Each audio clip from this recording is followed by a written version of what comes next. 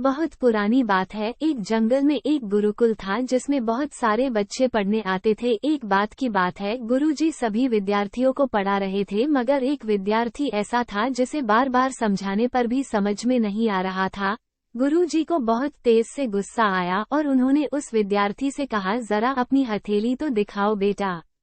विद्यार्थी ने हथेली गुरुजी के आगे कर दी। हथेली देखकर गुरुजी बोले, बेटा तुम घर चले जाओ, आश्रम में रहकर अपना समय व्यर्थ मत करो, तुम्हारे भाग्य में विद्या नहीं है। शिष्य ने पूछा, क्यों गुरुजी?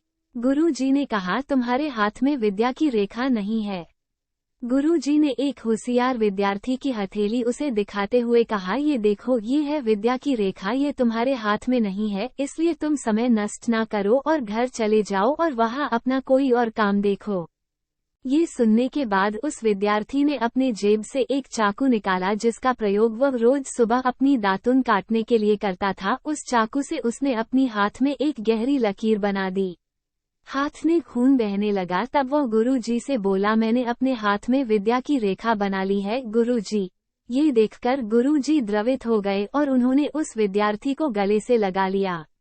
गुरुजी बोले, बेटा तुम्हें विद्या सीखने से कोई ताकत नहीं रोक सकती है। दृढ़ निश्चय और परिश्रम हाथ की रेखाओं को ही बदल देती है। दोस्तों, वह विद्यार्थी आगे चलकर महर्षि पाणिनि के नाम से प्रसिद्ध हुए, जिसने विश्व प्रसिद्ध व्याकरण अष्टाध्यायी की रचना की है। इतनी सदियां बीत जाने के बाद भी आज 2700 वर्षों बाद भी विश्व की किसी भी भाषा में ऐसा उत्कृष्ट और पूर्ण व्याख्या का ग्रंथ अब तक नहीं बना।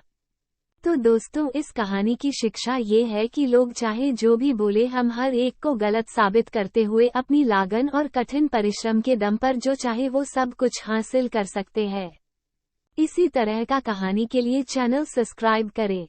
किस तरह का कहानी चाहिए कमेंट में हमें जरूर बताएं।